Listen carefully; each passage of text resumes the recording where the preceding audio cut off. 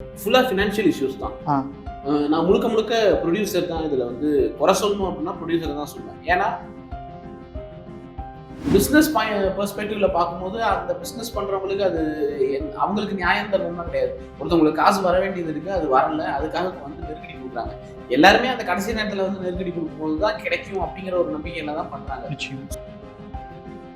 நான் கேள்விப்பட்ட வரைக்கும் விடிய விடிய முடிச்சிட்டு இருந்தது சூர்யா மட்டும்தான். ஏன்னா இப்ப இந்த பிரச்சனையை முழுக்க சார்ட் அவுட் பண்றது அவரு தான். தனிப்பட்ட முறையில அவர் சார்ட் அவுட் பண்ணிட்டு இருக்காரு. எனக்கு சூர்யாவோட ரொம்ப கஷ்டமா இருந்தது வந்து ஆர்ஜே பாலாஜி இயக்குனர் தான்.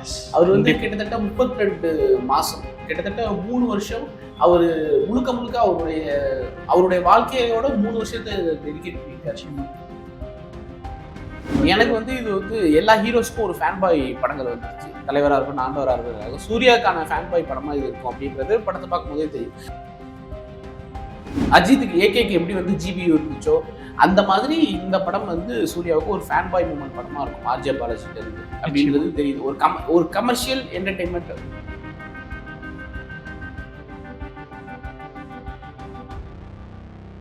திரைமொழி நேயர்கள் அனைவருக்கும் வணக்கம். நான் உங்க ஜித்து. இன்னைக்கு நம்ம கூட யார் இருக்காங்க அப்படின்னா ஃபிலிம் கிரிட்டிக் விஜயன் தான் இருக்கிறாரு. வணக்கம் சார். வணக்கம். எப்படி இருக்கீங்க? நல்லா இருக்கேன். நீங்க எப்படி இருக்கீங்க? சூப்பரா இருக்கேன். உங்களை சந்திக்கும் போதெல்லாம் ஏதாவது ஒரு அப்டேட் கொண்டு வந்துட்டு இருப்பீங்க. ஸோ இப்போ ரீசெண்டா நம்ம பார்க்குற ஒரு வீடியோ எனக்கு கொஞ்சம் பெயின்ஃபுல்லா இருந்தது. எல்லாரும் சூர்யா ஃபேன்ஸ், அன்பான ஃபேன்ஸ் வந்து வெயிட் பண்ணிட்டு இருந்தாங்க. ஒரு பெரிய ரொம்ப வருஷம் கழிச்சு ஒரு ஹிட் எதிர்பார்க்குறாங்களே தியேட்டர்ல. ஸோ இது கருப்பு இப்படி இருக்கும், ட்ரெய்லர் சூப்பரா இருக்குன்ற போது இப்போ அந்த படம் ரிலீஸ் ஆகாம கொஞ்சம் தள்ளி போகுது. ஏன், அதுக்கு என்ன காரணம், அதை பத்தி பேசலாமா? ஃபுல்லா ஃபினான்ஷியல் இஷ்யூஸ் தான். நான் முழுக்க முழுக்க ப்ரொடியூசர் தான் இதுல வந்து குறை சொல்லணும் அப்படின்னா ப்ரொடியூசர் தான் சொல்லுவேன். ஏன்னா இந்த ஃபினான்ஷியல் இஷ்யூஸ் இருக்குங்கிறது அவங்களுக்கு நல்லாவே தெரியும். அது தெரிஞ்சதுக்கு அப்புறமுமே வந்து அவங்க அதை சார்ட் அவுட் பண்ணாம படத்தை ரிலீஸ் நோக்கி போறது இருக்குல்ல. அவர் ப்ரொடியூசர் வந்து நைட்டு ஒரு 1:30 மணிக்கு ட்வீட் போடுறாரு, காலையில 9 மணி ஷோ இல்லைன்னு. காலையில எத்தனை பேர் அதை எந்திரிச்சு பார்த்துட்டு வந்திருப்பாங்க. நிறைய பேர் திரையரங்கு வந்து ஏமாந்து போயிருப்பாங்க. ஸோ வெளியூர்ல இருந்தும் நிறைய பிளான் பண்ணி வந்திருக்கலாம். ஸோ ரசிகர்களுக்கு வந்து அந்த மாதிரி அவங்களை ஏமாத்துறதுன்றது எந்த வகையிலுமே நியாயம் கிடையாது. அவங்க ஏற்கனவே படத்தை சரியா எடுக்காம அதுல ஏமாத்துறதுன்றது வேற.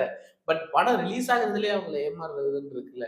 ஏன்னா இந்த ஃபினான்ஷியல் இஷ்யூஸ் இருக்குன்றது மத்தவங்களுக்கு தெரியுதோ தெரியலையோ ப்ரொடியூசருக்கு கண்டிப்பா தெரிஞ்சிருக்கும். நிச்சயம். அதை அவங்க முன்னாடியே சார்ட் அவுட் பண்ணியிருக்கணும்.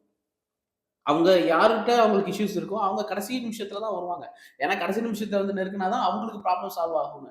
பட் இதெல்லாம் வந்து ப்ரொடியூசர் முன்னாடியே கணிச்சு அதை பண்ணியிருந்தாங்க அப்படின்னா ரசிகர்களுக்கு இவ்வளவு ஏமாற்றம் இருந்திருக்காது. ஸோ இப்பயுமே வந்து எத்தனை மணி ஷோ வரும்ன்றது யாருக்குமே தெரிய மாட்டேங்குது. 12 மணி ஷோ கேன்சல்னு 11 மணிக்கு சொல்றாங்க, 3 மணி ஷோ கேன்சல்னு 2 மணிக்கு சொல்றாங்க. ரசிகர்களை போட்டு அலக்கழிச்சா அது வந்து அப்புறம் ரசிகர்கள் வந்து அந்த சரி எதுக்கு நம்ம இனிமே ஃபர்ஸ்ட் டேவே போடுவோம், ஃபர்ஸ்ட் ஷோ விடுங்க, முதல் நாள் போகணும், பொறுமையா 2வது நாள்ல இருந்தே பார்ப்போம், எல்லாம் சார்ட் அவுட் ஆகி பொறுமையா ரிலீஸ் ஆகும் அப்படின்னு இன்னும் ஒரு பக்கம் பாத்தீங்கன்னா வேணாம், நான் ஓடிடிலே பாத்துக்கிறேன் அப்படின்ற அந்த ரசிகர்களோட ஏமாற்றம் வந்து அது மிகப்பெரிய ஒரு பாதிப்பு ஏற்படும். அதனால ப்ரொடியூசர்ஸ் வந்து கொஞ்சம் முன்ஜாக்கிரதையா இருக்கணும். இது எல்லாத்தையும் சார்ட் அவுட் பண்ணிட்டு அதுக்கப்புறம் தான் படத்தை ரிலீஸ் பண்றது தான் நல்லது. ஓகே. இந்த மாதிரி ரிலீஸ் டைம்ல வந்து நெருக்கடி கொடுக்கறது வந்து எந்த அளவுக்கு நியாயமானதா இருக்கும்னு நீங்க நினைக்கிறீங்க? பிசினஸ் பெர்ஸ்பெக்டிவ்ல பார்க்கும்போது அந்த பிசினஸ் பண்றவங்களுக்கு அது அவங்களுக்கு நியாயம் தரணும்னா கிடையாது. ஒருத்தவங்களுக்கு காசு வர வேண்டியது இருக்கு, அது வரல, அதுக்காக வந்து நெருக்கடி கொடுக்குறாங்க. எல்லாருமே அந்த கடைசி நேரத்துல வந்து நெருக்கடி கொடுக்கும்போது தான் கிடைக்கும் அப்படிங்கிற ஒரு நம்பிக்கையில தான் பண்றாங்க. ஸோ இது வந்து ப்ரொடியூசர்ஸ் அவங்க முன்னாடியே கிடைச்சு இது இவங்க வந்து பண்ணுவாங்கன்றது தெரியும் அவங்களுக்கு. தெரிஞ்சு அதை சார்ட் அவுட் பண்ணிடணும். அவங்க எந்த நம்பிக்கையில அதெல்லாம் அந்த பெண்டிங் எல்லாம் அப்படியே வச்சுட்டு ரிலீஸை நோக்கி போறாங்கன்றது தெரியல. அதுதான் ரசிகர்களுக்கு மிகப்பெரிய ஏமாற்றமா போயிடுது. நிச்சயமா. இப்போ ஒரு 10 வருஷத்துக்கு மேல இப்போ சூர்யாவோட ஃபேன்ஸ் வந்து வெயிட் பண்ணிட்டு இருக்காங்க. சூர்யா சாரோட ஃபேன்ஸ் இந்த மாதிரி நம்ம இந்த சூர்யா சார் நம்ம வந்து செலிப்ரேட் பண்ணலான்னு. இப்போ இவ்ளோ இருக்கும்போது இப்போ சூர்யா சைடுல இருந்து என்னடா மறுபடியும் நம்ம படத்துக்கு இப்படி ஒரு பிரச்சனை வருதுன்னு அவர் சைடுல இருந்து ஏதாவது ஒரு அறிவிப்பு ஏதாவது கொடுத்திருந்தாரா? நான் பார்த்த வரைக்கும், நான் கேள்விப்பட்ட வரைக்கும் விடிய விடிய முழிச்சிட்டு இருந்தது சூர்யா மட்டும்தான். ஏன்னா இப்ப இந்த பிரச்சனையை முழுக்க சார்ட் அவுட் பண்றது அவரு தான். தனிப்பட்ட முறையில அவர் சார்ட் அவுட் பண்ணிட்டு இருக்காரு. சோ அவரை எந்த வகையிலுமே குறை சொல்ல முடியாது. அவரு சக்திக்கு மீறி ஒண்ணு பண்றாரு. ப்ரமோஷன் பண்றதோட ஹீரோட முடிஞ்சிருச்சு. ஆனா அதையும் தாண்டி வந்து இந்த பிரச்சனைகள் எல்லாம் சார்ட் அவுட் பண்றதுக்கு அவர் ஏதோ ஒண்ணு பண்ணிட்டு இருக்காரு. நான் சொன்ன மாதிரி நான் முழுக்க முழுக்க இது இயக்குனர் ப்ரொடியூசர் சைடு தான். எனக்கு சூர்யாவோட ரொம்ப கஷ்டமா இருந்தது வந்து ஆர்ஜே பாலாஜி இயக்குனர் தான். அவர் வந்து கிட்டத்தட்ட 32 மாசம், கிட்டத்தட்ட 3 வருஷம் அவரு முழுக்க முழுக்க அவருடைய வாழ்க்கையோட 3 வருஷத்தை டெடிகேட் பண்ணியிருக்காரு. வேற எதுக்குமே போகாம எதுவுமே பண்ணல அவரு. அவரே சொல்றாரு. கமெண்ட்ரி பண்ணல. 2 வருஷம் கமெண்ட்ரி பிரேக் விட்டுருந்தாரு. கிரிக்கெட் கமெண்ட்ரி பண்ணல. வேற எந்த வேலையுமே பார்க்காம 32 வருஷம் ஒரு ப்ராஜெக்ட்டுக்காக அவரு உழைச்சிருக்கார்ல. அதுக்கான மரியாதையை அவருக்கு கிடைக்கலையோ! அப்படிங்கிறது தான் அவருடைய அழுகை மூலியமா அவர் அழுது ஒரு வீடியோ விட்டுருக்காரு. ஆமா. ரொம்ப அந்த அழுகை கஷ்டமா வந்து இருந்தது. நம்மளோட உழைப்புக்கான மரியாதை நமக்கு கிடைக்கலையோ! படம் எப்படி இருக்கு, இல்ல ஓடுது, ஓடலன்றதெல்லாம் 2வது. முதல்ல அது ரிலீஸே ஆகாம இவ்வளவு தடங்கல்கள் வருதுன்னு, நான் அவருக்காக தான் ரொம்ப பரிதாபப்படுறேன். அப்ப அவரோட வீடியோ பார்க்கவே முடியல. அவ்ளோ கஷ்டமா இருந்துச்சு. ஓகே. இந்த மாரி டிலே ஆகுறது வந்து படத்தோட வெற்றிக்கு தாமதப்படுத்துமா? இல்ல தடுக்கப்படுமா? படத்தோட வெற்றிக்கு எந்த வகையிலும் தடுக்கப்படாது. பட் அது வந்து ஒரு ஆரோக்கியமான ஒரு விஷயம் கிடையாது. இது அடுத்தடுத்து நடந்துகிட்டே இருந்தா, எஸ். இப்ப எல்லா எல்லாருமே படத்துலயும். இந்த மாரி வந்து கடைசி நேரத்துல வந்து நம்ம நெருக்குனா பண்ணுவாங்கன்னு சொல்லிட்டு, அது ஒவ்வொரு படத்துக்கும் இதே மாரி நடந்துகிட்டு இருக்கிறதுங்கிறது, ஆ திரைப்படத் துறைக்கு ஒரு ஆரோக்கியமான விஷயம் கிடையாது. அன்ஹெல்த்தியான ஒரு விஷயமா தான் இருக்குது. நிச்சயமா. இப்போ இந்த ட்ரெய்லரும் பார்க்கும்போது நெறைய சர்ப்ரைசிங் விஷயங்கள் எல்லாத்தையுமே ட்ரெய்லர்லயே அந்த இடத்துல காட்ச மாரி இருந்தது. ஓகே. கருப்பண்ணசாமியா வராரா? இல்ல செகண்ட் ஹீரோவா இருக்காங்களா? டபுள் ஆக்ஷனா? அப்படின்ற மாரி நெறைய ஒரு கேள்விகள் இருக்குல்ல. உங்களுக்கு பார்க்கும்போது எப்படி இருந்தது இந்த எனக்கு ட்ரெய்லர்? வந்து இது வந்து எல்லா ஹீரோஸ்க்கும் ஒரு ஃபேன் பாய் படங்கள் வந்துருச்சு. தலைவரா இருக்கட்டும், ஆண்டவரா இருக்கட்டும். சூர்யாக்கான ஃபேன் பாய் படமா இது இருக்கும் அப்படின்றது படத்த பார்க்கும்போதே தெரியும். ஃபர்ஸ்ட் அவங்க டீசர்லயே அந்த வாட்டர்மெலன் சீன் வச்சிருந்தாங்க. அப்புறம் நெறைய விஷயங்கள் படத்த பார்க்கும்போது இது வந்து ஒரு சூர்யாவ கொண்டாடுற ஒரு படம். அவர் ஆர்ஜே பாலாஜியும் திருப்பி திருப்பி சொல்லியிருந்தாரு. இது வந்து ஒரு கொண்டாட்டமா வந்து பார்க்க வேண்டிய படம். இதுல வந்து கருத்தெல்லாம் இருக்குதான். அத தாண்டி வந்து ஃபேன்ஸ் வந்து செலிப்ரேட் பண்ற ஒரு விஷயமா இருக்கும் அப்படின்னு சொல்லியிருந்தாரு.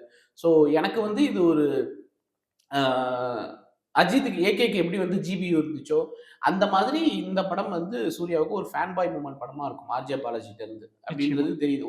ஒரு கமர்ஷியல் என்டர்டெயின்மென்ட் ஃபேமிலியோட போய் தியேட்டர்ல பார்க்கலாம்னு ஒரு ஒரு படம். இப்ப காமெடி ஆக்டர்ஸ்லாம் பார்த்தீங்க அப்படின்னா, நெறைய சீரியஸான எலமெண்ட்ஸ்ல நடிக்கும்போது, நமக்கே ரொம்ப கஷ்டமா இருக்கும். என்னடா இது? ஏன்னா நம்ம ஒரு ஃபன்னா பார்த்துட்டு இருந்த ஒருத்தர, திடீர்னு ஒரு ரொம்ப எமோஷனல் ஆகுறாரே அப்படின்றபோது, இப்போ அதே காமெடியா பண்ணிட்டு இருக்கவங்க ஆன்டகனிஸ்ட்டா பண்ணும்போது, அது எந்த அளவுக்கு ஒர்க் அவுட் ஆகும்னு நீங்க நினைக்கிறீங்க? ஏன்னா ஆர்ஜே பாலாஜி அவர்கள் ஸ்டார்ட்டிங்ல காமெடியா தான் ப்ளே பண்ணாரு. இப்ப இந்த படத்துல ஒரு ஆன்டகனிஸ்ட்டாவும் இருக்கிற மாரி நம்ம பார்க்குறோம். அது எப்படி ஒர்க் ஆகும்னு நீங்க நினைக்கிறீங்க? எனக்கு வந்து அது நாகேஷ் வந்து அபூர்வ சகோதரர்கள்ல பண்ணது ஞாபகம் வருது நீங்க சொன்னோனே. எஸ். அதுவரைக்கும் காமெடியா பார்த்துக்கிட்டு இருந்தாங்க அவர. அதுல வந்து அவருக்கு ஒரு வில்லனா பண்ணியிருப்பாரு. அத தாண்டி வந்து ஆர்ஜே பாலாஜி அவரு அந்த காமெடி மோட்ல இருந்து வெளியில வரதுக்காக தான் சொர்க்கவாசல்னு ஒரு படம் நடிச்சாரு. ஆமா. அதுல வந்து 100 ஃபுல் அண்ட் ஃபுல் ரொம்ப ஒரு மாரி ராவான, ரொம்ப ரஃப் அண்ட் டஃப்பான ஒரு ரோல்ல பண்ணியிருந்தாரு. ஸோ எனக்கு தெரிஞ்சு அந்த ஆர்ஜே பாலாஜி வந்து காமெடி மோட்ல இருந்து முன்னாடியே வந்துட்டாரு. அவர் பண்ண ஃபர்ஸ்ட் பண்ண படங்கள் ஒரு எல்கேஜி, மூக்குத்தி அம்மன், வீட்ல விசேஷங்கள்ல ஒரு டிரான்ஸ்ஃபர்மேஷன் நடந்துச்சு. ஸோ எல்கேஜி மட்டும் தான் ரொம்ப காமெடியா இருந்த படம்.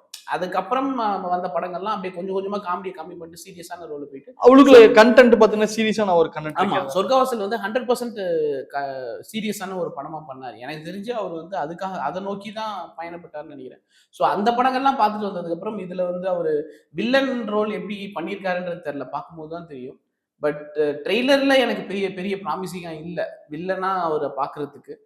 படத்துல பார்க்கும்போது எப்படி இருக்குன்னு பார்ப்போம். எஸ். எல்லாத்தையும் விட்டுருவோம். ஸ்கிரிப்ட் அது இது எல்லாத்தையும் தாண்டி, சூர்யாவோட லுக்குக்காகவே ஃபேன்ஸ் வந்து தனியா வந்துட்டாங்க. ஏன்னா, ஒவ்வொரு படத்துல அவரோட கெட்டப் ரொம்ப அழகா இருக்கும். இந்த படத்துலயுமே கரெக்ட்டா ஒர்க் ஆயிருந்தது அப்படின்ற மாரி நம்ம பார்த்தோம். ஆ ஈவன் அவர் கருப்பண்ணசாமி மாரியும் வருவாரு அப்படின்ற மாரி எதிர்பார்க்கப்படுது.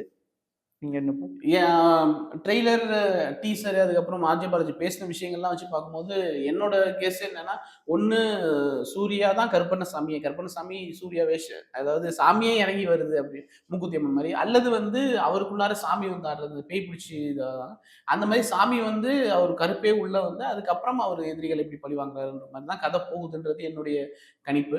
பட் அந்த ரோல்ல அவரு செம்மையா பண்ணியிருந்தாரு. ரொம்ப நாளாச்சு அவரு அந்த ஒரு கிராமத்து ரோல்ல பண்ணி, எதற்கும் துணிந்தவன்ல பண்ணாரு. பட் அதுக்கப்புறம் ஒரு ரொம்ப பக்காவா லோக்கலா இறக்கி பண்ணது வந்து, அவர் அந்த மாரி ஸ்க்ரீன்ல ஒரு ஜாலியா பார்த்தே ரொம்ப நாள் ஆச்சு.